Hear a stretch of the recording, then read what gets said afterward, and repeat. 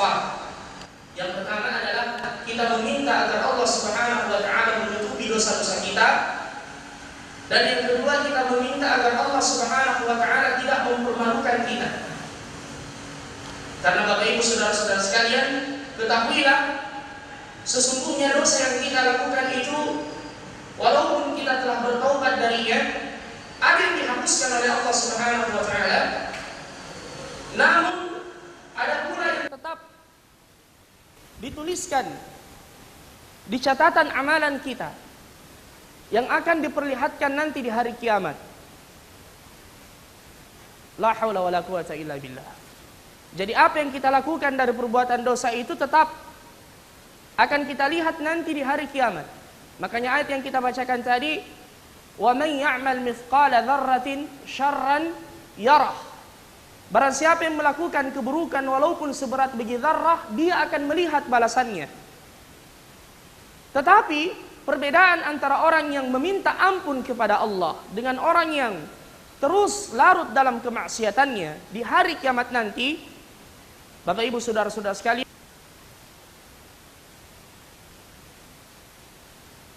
yang ia tidak memohon ampun dari Allah dengan apa yang ia lakukan, maka ia akan dipermalukan di hari kiamat di seluruh atau di hadapan seluruh makhluk. Na'udzubillahi min dzalik. Sebagaimana firman Allah di dalam Al-Qur'an, wa amma man utiya kitabahu bishimalihi fayaqulu ya laitani lam uta kitabiyah wa lam adri ma hisabiyah ya laitaha kanatil qadiyah ma aghna anni maliyah, dan seterusnya. Adapun orang yang menerima kitabnya dari sebelah kirinya, ia tidak mau melihat catatan amalan keburukannya. Dia tahu bahwasanya dia gagal. Beberapa waktu yang lalu, ya, mahasiswa kami ya mengikuti mid semester. Ada satu kelas, saya tanya bagaimana soalnya, mereka mengatakan sulit Ustadz. Ya, bagaimana sulitnya padahal saya tidak pernah menzalimi kalian. Soal-soal yang saya masukkan dalam mid semester itu telah antum pelajari semua. Tapi mereka tetap mengatakan sulit Ustaz. Terus saya mengatakan saya juga belum periksa. Maukah kalian setelah saya periksa saya kembalikan? Mereka mengatakan tidak usah Ustaz. Kami tidak mau melihatnya. Ini baru di dunia, bagaimana di akhirat nanti? Ya, na'udzubillah min dzalik. Adapun orang yang beriman kepada Allah Subhanahu wa taala, wa jalla man la yukhti, dan sungguh mulia orang yang tidak pernah terjatuh dalam kesalahan. Kita semua ini orang yang banyak melakukan perbuatan dosa. Cuma di antara nama dari nama-nama Allah adalah Sittir, yang maha menutupi dosa hamba-hambanya. Walau yu'akhidullahu Allahu an-nasa bima kasabu ma taraka ala dhahriha min dabba. Andaikan Allah memperlakukan manusia sesuai dengan dosa yang mereka lakukan, tidak ada yang berhak hidup di permukaan bumi ini. Tidak ada yang berhak hidup. Kita semua ini subhanallah berdosa, ditutupi oleh Allah. Kemudian kita makan rezeki dan nikmat dari Allah. Makanya di antara doa, Allahumma amilna bima anta ahlu wa la tu'amilna bima nahnu ahlu. Ya Allah, perlakukan kami dengan perlakuan yang pantas untukmu, dengan keluasan rahmatmu dan dengan kelembutanmu, dan jangan engkau memperlakukan kami dengan apa yang pantas kami dapatkan. Karena kalau Allah memperlakukan kita dengan apa yang pantas kita dapatkan, kita semua tahu diri. Kita mengetahui keadaan kita. Mungkin di hadapan orang kita adalah orang yang saleh, tetapi masing-masing kita mengetahui aibnya antara dirinya dengan Allah Subhanahu wa taala. Tetapi subhanallah, orang yang beristighfar dari dosanya, di hari kiamat nanti Bapak Ibu saudara-saudara sekalian, dan ini yang disebut dengan yaumul 'ard. Ketika Rasulullah sallallahu alaihi wasallam membaca firman Allah, wa amma man utiya kitabahu bi yaminihi fasawfa yuhasabu hisaban yasira. Barang siapa yang menerima kitabnya dari sebelah kanannya akan dimudahkan hisabnya. Dan pada saat itu juga Nabi mengatakan man nukisha fi hisabihi 'udzib. Barang siapa yang dihisab pasti diazab. Makanya Aisyah sempat bertanya, "Ya Rasulullah, Anda mengatakan siapa yang dihisab, siapa yang diperhitungkan pasti diazab. Bukankah Allah berfirman, siapa yang dihisab atau mendapatkan kitabnya dari sebelah kanannya, dia dihisab tapi dipermudah hisabnya. Dan Anda mengatakan semua yang dihisab pasti diazab." Apa kata Nabi sallallahu alaihi wasallam? Wahai Aisyah, itulah yang dimaksud dengan al-'ardu. Apa yang dimaksud dengan al-'ard? Yaitu ketika Allah Subhanahu wa taala berbicara dengan hambanya, laisa bainahu wa bainallahi turjuman. Tidak ada penerjemah antara dia dengan Allah. Allah tidak butuh penerjemah. Karena kita sendiri ini bisa berbicara karena izin dari Allah Subhanahu wa taala. Allah tidak butuh penerjemah. Allah kemudian memperlihatkan catatan amalan hamba tersebut, ya fulan, bukankah engkau telah melakukan perbuatan ini pada jam ini di tempat ini? Bahkan bumi yang kita pijak bersaksi. Ayat yang kita bacakan tadi, yauma idzin tuhadditsu akhbaraha. Pada hari itu bumi akan berbicara bersaksi di hadapan Allah Subhanahu wa taala. Yauma nakhtimu ala afwahihim wa tukallimuna aydihim wa tashhadu arjuluhum bima kanu yaksibun. Mulut dikunci. Kemudian tangan, kaki bersaksi dari apa yang kita lakukan di dunia ini. Makanya Allah mengatakan, apakah engkau mengingkari apa yang kau lakukan yang sudah tercatat pada catatanmu ini? Ya. Apakah saya menzalimimu? Dia mengatakan, tidak ya Allah, saya tidak mengingkarinya. Dan pada saat itu ketika dia melihat dirinya berada di dalam ambang kebinasaan, pasti dia diazab. Dia sudah berkeyakinan itu. Allah kemudian berkata, karena dulu engkau di dunia memohon ampun dariku, maka aku menutupinya hari ini untukmu. Subhanallah. Jadi itulah faedah dari istighfar. Allah menutupi dosa kita di dunia, kemudian di akhirat. Adapun di dunia, Bapak Ibu saudara-saudara sekalian, Nabi menyebutkan kullu ummati mu'afa illal mujahirin. Setiap umatku itu akan diampunkan dosanya oleh Allah kecuali orang-orang yang bangga dengan dosa yang ia lakukan. Oleh karenanya yang kita lakukan sebagaimana firman Allah dalam Al-Qur'an, walladzina idza fa'alu fahisyah, ketika mereka terjatuh dalam perbuatan dosa besar, perbuatan keji, au zalamu anfusahum, atau mereka zalim pada diri mereka sendiri, au zalamu anfusahum dzakarullah, mereka segera ingat kepada Allah Subhanahu wa taala, fastaghfaru lidzunubihim, mereka beristighfar dari dosa-dosanya sebesar apapun, sebanyak apapun. Andaikan selama 40 tahun atau 50 tahun kita mengisi hidup kita dengan maksiat kepada Allah Subhanahu wa taala, tidak ada yang menghalangi antara seseorang dengan rahmat Allah Azza wa Jalla. Qul ya ibadiyalladzina asrafu ala anfusihim la taqnatu min rahmatillah, innallaha yaghfiru dzunuba jami'a innahu huwal ghafurur rahim. Bahkan dengan istighfar, Bapak Ibu saudara-saudara sekalian, akan mengundang rahmat Allah Subhanahu wa taala. Makanya ketika Umar radhiyallahu anhu didatangi oleh penduduk Madinah di zaman kekhalifahan beliau, mereka mengatakan, ya Umar, kemarau berkepanjangan, hujan tidak kunjung turun, tolong istisqa, minta hujan kepada Allah. Beliau kemudian mengumpulkan kaum muslimin dan beliau berkata kepada pamannya Rasulullah, Umar berdoa dan mengatakan, ya Allah, dulu kami bertawassul dengan doa nabimu, dan setelah nabimu meninggal dunia, maka kami bertawassul dengan doa paman dari nabimu, Al-Abbas. Umar mengatakan, kum ya Abbas, berdirilah, berdoalah wahai Abbas. Al-Abbas kemudian mengangkat tangannya dan mengatakan, ya Allah, tidaklah engkau menurunkan bencana kecuali disebabkan karena dosa yang kami lakukan, dan tidaklah engkau mengangkat bencana kecuali disebabkan karena taubat dan permohonan ampun dari kami. Dan setelah itu diturunkan hujan oleh Allah Subhanahu wa taala, dan kita banyak membutuhkan istighfar Bapak Ibu saudara-saudara sekalian. Coba renungkan ayat ini. Allah Subhanahu wa taala berfirman kepada nabinya, "Wa ma kana Allahu liyu'adzibahum wa anta fihim, wa ma kana Allahu mu'adzibahum wa hum yastaghfirun." Ini ada dua syarat Allah tidak menurunkan azabnya. Dalam ayat ini dalam surah Al-Anfal Allah berkata kepada nabinya, tidak mungkin Allah Subhanahu wa taala menghukum umatmu wahai Muhammad selama engkau masih berada di tengah-tengah mereka. Kemudian yang kedua kata Allah, wa ma kana Allahu mu'adzibahum, dan tidak mungkin Allah menghukum mereka wa hum yastaghfirun, selama mereka banyak beristighfar kepada Allah Subhanahu wa taala. Syarat yang pertama sudah tidak ada lagi. Rasulullah telah meninggal dunia. Tinggal yang kedua, istighfar. Adanya orang-orang yang masih rajin ke masjid menyebut nama Allah.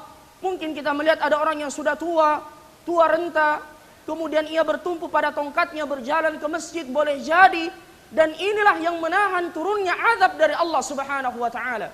Boleh jadi wanita-wanita yang beristighfar di rumahnya atau yang rajin beribadah kepada Allah atau anak kecil, atau hewan dan binatang yang masih ada, itulah yang menahan kemurkaan Allah Subhanahu wa taala. Karena kalau kita melihat maksiat di sekeliling kita ayyuhal ikhwah, kita sangat khawatir dan sangat takut.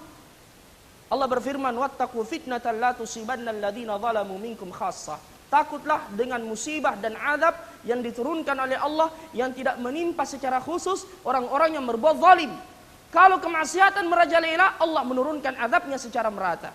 Namun ketika ada orang yang masih rajin ke masjid, menyebut dan berzikir, beristighfar kepada Allah Subhanahu wa taala, hadir pada pengajian, majelis-majelis ilmu, mereka beramru bil ma'ruf wan nahyu 'anil munkar, inilah yang menahan kemurkaan dan kemarahan Allah Subhanahu wa taala. Bukankah Nabi sallallahu alaihi wasallam menyebutkan dalam hadis, "Innama tunsaruna li du'afaikum." Kalian ditolong oleh Allah karena orang-orang lemah yang ada di antara kalian. Jadi beristighfar kepada Allah Azza wa Jalla. Nabi kita Muhammad sallallahu alaihi wasallam, Allah berfirman dalam Al-Quran, "Inna fatahna laka fathan mubina liyaghfira laka Allahu ma taqaddama min dhanbika wa ma ta'akhkhar." Dalam ayat ini jaminan ampunan untuk Nabi sallallahu alaihi wasallam. Namun subhanallah, dalam satu majlis terkadang 70 sampai 100 kali beliau beristighfar. Beliau berkata, "Astaghfirullahalazim, astaghfirullahalazim, astaghfirullahalazim, astaghfirullahalazim." Bahkan Allah memerintahkan kepada beliau di dalam Al-Quran, "Wastaghfir li dzambika walil mu'minina wal mu'minat." Beristighfarlah dari dosamu dan untuk orang-orang yang beriman dari kaum laki-laki dan kaum perempuan. Bahkan suatu malam Aisyah radhiyallahu anha, di malam gilirannya Aisyah, karena Nabi memiliki beberapa orang istri, beliau berpindah setiap malamnya dari satu rumah ke rumah yang lain. Subhanallah. Dan ketika beliau di suatu malam bersama dengan Aisyah, di tengah malam Aisyah terbangun kaget, dia kehilangan Nabi sallallahu alaihi wasallam. Ya, dia meraba pembaringannya Rasulullah tidak ada. Ya. Dan Aisyah termakan cemburu. Jangan-jangan Rasulullah pergi ke istrinya yang lain. Ya, dan ini terjadi di akhir-akhir hidup Nabi. Makanya Aisyah keluar mengikuti Nabi sallallahu alaihi wasallam. Ternyata apa yang terjadi, Nabi sallallahu alaihi wasallam mendatangi kuburan Baqi'. Jadi apa yang didatangi oleh Nabi? Kuburan. Makanya sunnahnya berziarah kubur itu malam hari. Kita praktekkan malam ini. Ya, untuk ingat mati. Ya. Kemudian ada yang goyang-goyang, padahal cuma angin. Ya. Baik. Akhirnya ketika Nabi sallallahu alaihi wasallam kembali, dia melihat Aisyah, dia mengejar Aisyah, "Kenapa kau keluar?" Dia mengatakan, "Ya Rasulullah, saya kehilangan Anda." Nabi sempat mengatakan, "Ya, mungkin syaitanmu datang menggoda engkau, ya Aisyah." Ya. "Ayatiki syaitanuki ya Aisyah?" Ya, Aisyah sempat bertanya, "Rasulullah, apakah setiap orang itu ada syaitannya?" dan seterusnya, hadis yang masyhur. Nabi kemudian menjelaskan bahwasanya tadi saya diperintahkan oleh Allah lewat malaikat Jibril untuk mendatangi orang-orang yang telah meninggal di Baqi' untuk memintakan ampun untuk mereka. Subhanallah. Jadi beliau beristighfar dan memohonkan ampun untuk umatnya. Subhanallah. Itulah Rasul kita Muhammad sallallahu alaihi wasallam. Bahkan itu pula yang dilakukan oleh nabi-nabi Allah Azza wa Jalla. Nabi Nuh alaihi salam di akhir surah Nuh, Allah mengabadikan perkataannya, "Rabbi ghafirli wa liwalidayya wa liman dakhala baiti ya mu'minan wa lil mu'minina wal mu'minati wa la tazididz zalimina illa tabara." Ya Allah, ampunkan dosaku, dosa kedua orang tuaku dan dosa orang yang masuk ke dalam rumahku, orang yang beriman dari kaum laki-laki dan kaum perempuan. Subhanallah. Nabi Nuh. Nabi Ibrahim, "Rabbana ighfirli wa liwalidayya wa lil mu'minina yauma yaqumul hisab." Ya Allah, ampunkan dosaku, dosa kedua orang tuaku dan dosa orang-orang yang beriman. Jadi di antara ciri orang yang beriman memohon ampun kepada Allah dan memintakan ampun untuk saudara-saudaranya kaum muslimin. Walladzina ja'u min ba'dihim yaquluna rabbana ighfir lana wa li ikhwanina alladzina sabaquna bil imani wa la taj'al fi qulubina ghillan lil ladzina amanu rabbana innaka ra'ufur rahim. Nabi Adam alaihi salam, ketika Bapak Ibu saudara-saudara sekalian, beliau lupa dengan janjinya kepada Allah. Beliau lupa dan beliau makan dari buah yang dilarang di dalam surga, dan ini adalah merupakan godaan dan gangguan dari syaitan atau iblis. Allah menurunkan Adam bersama istrinya Hawa ke dunia ini. Apa yang beliau lakukan, kata para ulama tafsir, bahwasanya bertahun-tahun lama yang beliau lakukan cuma menangis dan beristighfar kepada Allah Subhanahu wa taala. Beliau kemudian berdoa dan berkata, Rabbana zalamna anfusana wa illam taghfir lana wa tarhamna lanakunanna minal khasirin. Ya Allah, kami telah zalim pada diri kami. Rabbana zalamna anfusana wa illam taghfir lana. Jika engkau tidak mengampunkan dosa-dosa kami, wa tarhamna, dan merahmati kami, lanakunanna minal khasirin. Coba kita perhatikan. Allah Subhanahu wa taala memuliakan Nabi Adam dengan memerintahkan malaikat untuk bersujud kepadanya. Wa idz qala rabbuka lil malaikati isjudu li Adam. Tetapi apakah itu yang mengangkat derajatnya Nabi Adam? Bukan. Allah mengajarkan kepada Adam nama-nama yang tidak diajarkan kepada para malaikat. Wa 'allama Adam al-asma'a kullaha. Yang diajarkan kepada malaikat. Siapa yang mengajar? Nabi Adam alaihi salam. Allah mengangkat Adam menjadi khalifah yang disebutkan dalam Al-Quran, wa idz qala rabbuka lil malaikati inni ja'ilun fil ardi khalifah. Namun bukan ini yang mengangkat derajatnya Nabi Adam alaihi salam, tetapi yang mengangkat derajat Nabi Adam yang dengannya ia dimuliakan oleh Allah adalah istighfarnya kepada Allah Subhanahu wa taala. Makanya para salaf mengatakan, kalau kita tidak mampu menyaingi orang-orang saleh dalam ibadah mereka, maka saingilah para pendosa dengan istighfar mereka. Jadi misalnya kita melihat ada saudara kita rajin beribadah, rajin salat, rajin puasanya, kita mengatakan, wah saya tidak bisa saingi fulan.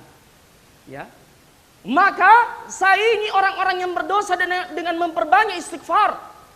Dalam riwayat dikatakan, tuba liman wajada fi sahaifi al-istighfar, kathrat al-istighfar.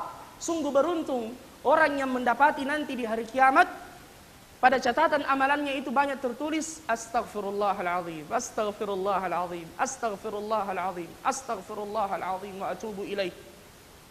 Bahkan subhanallah, kita tadi setelah salat, assalamualaikum warahmatullah, assalamualaikum warahmatullah, apa yang kita ucapkan? Astaghfirullahalazim, astaghfirullahalazim, astaghfirullahalazim. Padahal baru saja kita melaksanakan salat, rukuk dan sujud kepada Allah.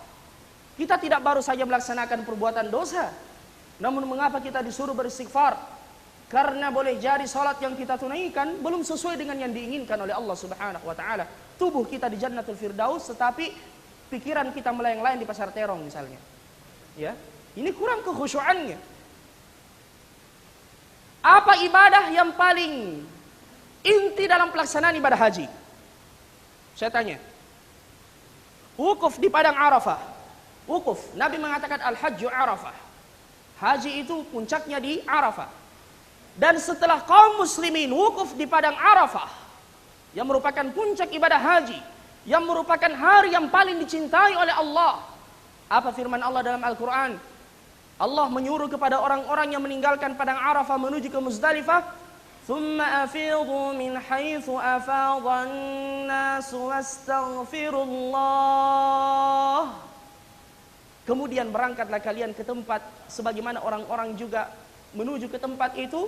Apa yang kalian lakukan? Apa kata Allah? Wastaghfirullah. Dan perbanyaklah istighfar kepada Allah Subhanahu wa taala. Bahkan Nabi Muhammad di akhir hidup beliau, setelah beliau menyempurnakan tugasnya dari Allah, apa yang Allah perintahkan kepadanya?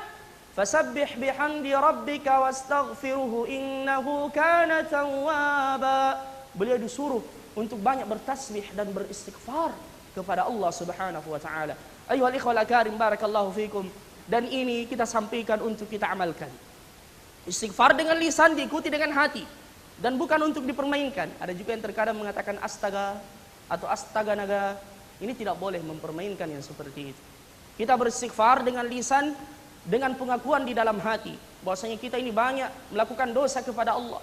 Karena terkadang istighfar kita juga masih membutuhkan istighfar. Terkadang istighfar kita masih membutuhkan istighfar. Ya, jadi istighfar yang sesungguhnya dengan lisan diikuti dengan hati dan senantiasa kita biasakan lisan kita. Kata Luqmanul Hakim kepada anaknya, "Ya bunai, wahai anakku, awid lisanaka bil istighfar." Biasakan lidahmu untuk banyak beristighfar karena engkau tidak tahu kapan pintu langit dibuka dan Allah menurunkan rahmatnya. Jadi sementara kita bekerja di rumah, astaghfirullahaladzim, astaghfirullahaladzim, berkendaraan, astaghfirullahaladzim, astaghfirullahaladzim, bekerja di kantor, astaghfirullahaladzim, astaghfirullahaladzim. Basahi lisan kita dengan banyak beristighfar. Nabi mengatakan man lazimal istighfar, dan barang siapa yang melakukan itu, membiasakan lidahnya dengan banyak beristighfar, ja'alallahu lahu min kulli hammin faraja wa min kulli dhiqin makhraja wa razaqahu min haitsu la yahtasib. Allah akan memberikan untuknya jalan keluar dari masalah yang ia hadapi. Dan ia akan dikeluarkan dari kesempitan yang menghimpitnya, bahkan diberikan rezeki dari jalan yang ia tidak sangka-sangka. Ini solusi yang terkadang kita lupakan. Terkadang kita ketika ada masalah kalut, dia mencari sebab-sebab dunia saja, melobi fulan, dan dia lupa untuk kemudian curhat kepada Allah Subhanahu wa taala. Padahal Nabi mengatakan barang siapa yang banyak beristighfar akan diberikan jalan keluar. Dan ini sebagaimana firman Allah dalam Al-Qur'an, faqul tastaghfiru rabbakum. Dan Imam Al-Hasanul Basri didatangi oleh orang-orang yang curhat kepada beliau, yang mengadukan kemarau yang berkepanjangan, ada yang mengadukan bahwasanya dia telah lama menikah dan belum dikaruniai keturunan. Ada yang mengadukan dia terlilit utang, ada yang mengadukan kefakiran dan kemiskinannya, ada yang mengadukan penyakit yang menimpanya. Satu jawaban dari beliau, istaghfirullah. Beristighfarlah kalian kepada Allah Subhanahu wa taala. Muridnya heran, ya Imam, cuma satu solusinya.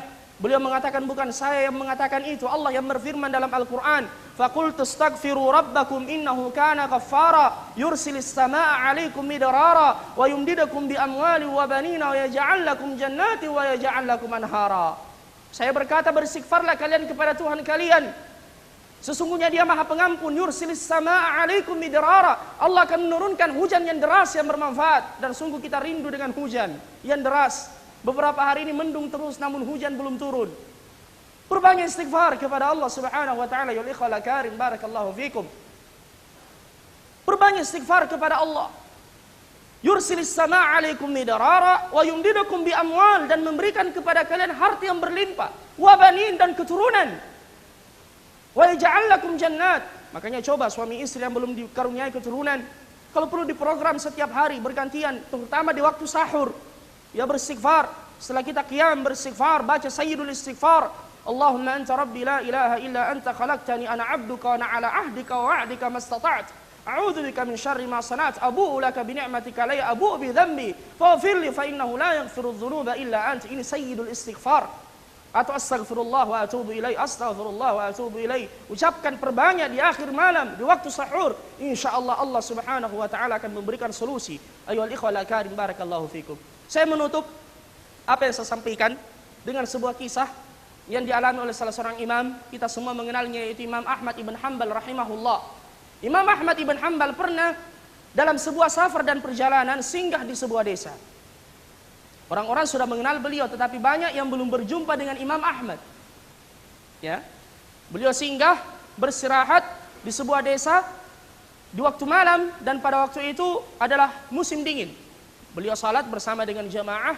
Setelah seluruh jamaah pulang, ya, maka beliau hendak beristirahat di masjid karena tidak ada keluarga yang ia kenal di sana. Tidak ada orang yang ia kenal. Namun penjaga masjid kemudian datang menyuruh beliau keluar. Ya, sebagaimana sekarang. Ya. Terkadang ada tertulis tidur di karpet, matikan handphone dan seterusnya. Itu ada ya. Terima kasih tidak tidur di dalam masjid. Ya. Ini di mana-mana nih. Ada juga dilarang menghidupkan handphone. Ya, di surah aku pernah saya baca, ya, matikan handphone Anda untuk kesempurnaan salat dan kekhusyuannya. Kemudian dibawa dalam kurung, terutama bagi para pengguna Telkomsel dan kartu halo yang sinyalnya ada di mana-mana. Ternyata dia promosi juga. Ya. Baik, kita kembali. Akhirnya beliau keluar. Padahal beliau mengatakan, saya minta beberapa waktu saja untuk saya beristirahat, saya letih. Dia mengatakan tidak, ini aturan. Ya, beliau keluar di teras. Di teras juga beliau diusir, pagar mau ditutup. Ya, kasihan. Andaikan beliau memperkenalkan diri, saya ini Ahmad ibn Hanbal, pasti tidak diperlakukan seperti itu. Beliau adalah orang yang terkenal. Namun tidak ada yang di kampung itu, belum ada yang pernah berjumpa dengan beliau. Singkat cerita, ketika didengar ada tetangga masjid yang dengar perbincangan beliau dengan penjaga masjid, orang ini kemudian datang, kasihan melihat Imam Ahmad. Silahkan Anda beristirahat di rumah saya malam ini. Ya, dibawa ke rumahnya. Ternyata orang ini profesinya penjual roti. Dia menjual roti di pagi hari, dia membuat adonannya di malam hari dan dibakar. Dan subhanallah, Imam Ahmad memperhatikan setiap kali ia membuat adonan, ya, Dia beristighfar, astaghfirullahaladzim, astaghfirullahaladzim, astaghfirullahaladzim. Orang ini banyak beristighfar. Imam Ahmad kemudian penasaran dan mengatakan, wahai saudaraku, saya melihat Anda banyak beristighfar. Apakah engkau mendapatkan faidah dari istighfar? Dia mengatakan, benar wahai saudaraku. Tidaklah ada yang saya butuhkan, atau tidaklah ada masalah yang menghimpit saya, dan saya beristighfar melainkan Allah memberikan solusi dan jalan keluar dan memberikan apa yang aku minta. Makanya saya banyak beristighfar. Tinggal satu yang belum terwujudkan. Sekarang saya memperbanyak istighfar untuk terwujudnya permintaan saya itu. Ya, Imam Ahmad bertanya, apa itu? Dia mengatakan, saya rindu berjumpa langsung dengan Imam Ahmad ibn Hanbal. Sering saya dengar namanya. Itulah orang-orang saleh, rindu dengan orang-orang saleh. Sebagaimana anak muda sekarang, kalau idolanya datang, terkadang bermalam di bandara, tiketnya jutaan rupiah, berdiri dengan satu kaki, tidak peduli. Ada yang sampai pingsan dan seterusnya. La haula wala quwata illa billah. Ketika idolanya yang datang, ya, subhanallah, ribuan, bahkan puluhan ribu, tidak peduli, berdesak-desakan, membayar jutaan rupiah hanya untuk menyaksikan orang yang berjingkrak-jingkrak seperti kesetrum di atas panggung. Bayangkan. Dan semoga Allah menjadikan hati-hati kita ini cinta kepada orang-orang saleh. Ya. Kalau antum saya tanya, tidak usah Rasulullah SAW, kita rindu berjumpa dengan beliau. Misalkan dikatakan Anda rindu berjumpa dengan Syekh Sudais, Imam Masjidil Haram, tentu kita rindu. Apalagi imam sekali Ahmad ibn Hanbal rahimahullah, dan orang ini mengatakan, saya sudah mendengar namanya, tapi saya sangat ingin berjumpa dengan beliau. Imam Ahmad mengatakan, wahai Tuhan, ketahuilah saya adalah Ahmad ibn Hanbal. Istighfarmu inilah yang menyeret aku ke sini. Subhanallah. Faqultu astaghfiru rabbakum. Oleh karenanya ya ikhwal karim, amalkan ini, amalkan, perbanyak istighfar, perbanyak istighfar, yang dengannya hati kita pun akan senantiasa bergantung kepada Allah. Dan barang siapa yang menggantungkan hatinya kepada Allah, Allah tidak akan mengecewakannya insyaallah. Subhanakallahumma bihamdika asyhadu an la ilaha illa anta astaghfiruka wa atubu ilaik. Wa akhiru da'wana alhamdulillahi rabbil alamin. Assalamualaikum warahmatullahi wabarakatuh.